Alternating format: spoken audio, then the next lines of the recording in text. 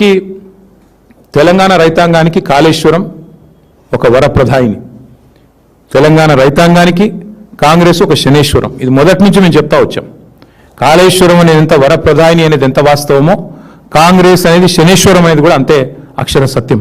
ఇది ఈరోజు రైతులు ఇప్పుడిప్పుడే గ్రహిస్తూ ఉన్నారు. అట్లాగే మరిగా ప్రాజెక్టులు కట్టడమే నేరం, తెలంగాణకు నీళ్లు తేవడమే నేరం అన్నట్టుగా ఇవాళ మా మీద చేసిన కుట్రలు. వాస్తవానికి జరిగింది ఏందండి? జరిగిన ఖర్చు మేము దిగిపోయే నాటికి ఒకసారి కాదు పలుమార్లు చెప్పాం. జరిగిన ఖర్చే 94,000 కోట్లు. దానిలో రాహుల్ గాంధీ అనే ఒక తెలివితో ఒక దద్దమ్మ ఆయన హైదరాబాద్కి వచ్చి ముంగట ఒక ఏటీఎం పెట్టి కాళేశ్వరం ఏటీఎం అయిపోయిందని చెప్పి ఈ తెలివి తక్కువ దద్దమ్మ ఒక పర్రెని చూసి అది మొత్తం ప్రాజెక్ట్ కొట్టుకుపోయిందని ఈయన, ఇక దున్నపోతు ఈయనదని ఆయన అంటే దూడని కట్టేమని ఇంకొకడు. మొత్తానికి ఏం చేసినారు?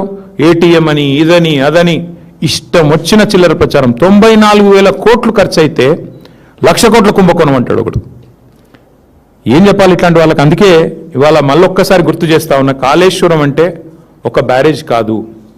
కాళేశ్వరం అంటే మొత్తంగా ఒక్కసారి ఆ స్కీమ్ చూస్తే 80 మీటర్ల మీది నుండి 618 మీటర్లకు దశల వారీగా నీళ్లు లిఫ్ట్ చేసే ప్రపంచంలో అతి పెద్ద లిఫ్ట్ ఇరిగేషన్ ప్రాజెక్టు కాళేశ్వరం.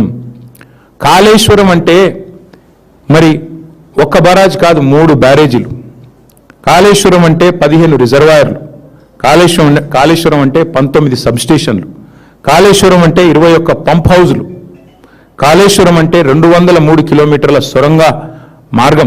సొరంగాల ద్వారా వచ్చే నీళ్లు. కాళేశ్వరం అంటే 1,531 కిలోమీటర్ల గ్రావిటీ కెనాల్స్. కాళేశ్వరం అంటే 98 కిలోమీటర్ల ప్రెషర్ మెయిన్స్.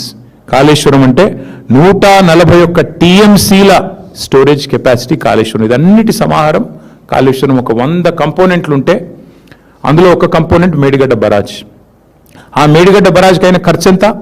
3,800 కోట్లు. 3,800 కోట్లలో మొత్తం 85 పిల్లర్లు ఉంటే, 85 పియర్స్ ఉంటే ఆ మేడిగడ్డ బ్యారేజ్లో 2 కొంత నష్టం జరిగింది. అందులో కూడా కుట్ర ఉందనేది ఈ రోజు కూడా నా వాదన. దాన్ని కూడా ఊరికనే కుంగలేదు. అది ఖచ్చితంగా ఈ దుర్మార్గులే ఏదో చేసి ఉంటారని నేను మొదటి చెప్పాను, ఇప్పుడు కూడా చెప్తున్నా. భవిష్యత్తు అది కూడా తేలుతుంది. భవిష్యత్తులో నిజం నిలకడ మీద తేలుతుంది అన్నట్టు అది కూడా తేలుతుంది. 85 పిల్లర్లు 3,800 కోట్లు ఖర్చు అయిన ఈ బ్యారేజ్లో, మేడిగడ్డ బ్యారేజ్లో సరే 2 పిల్లర్లు కుంగినాయి.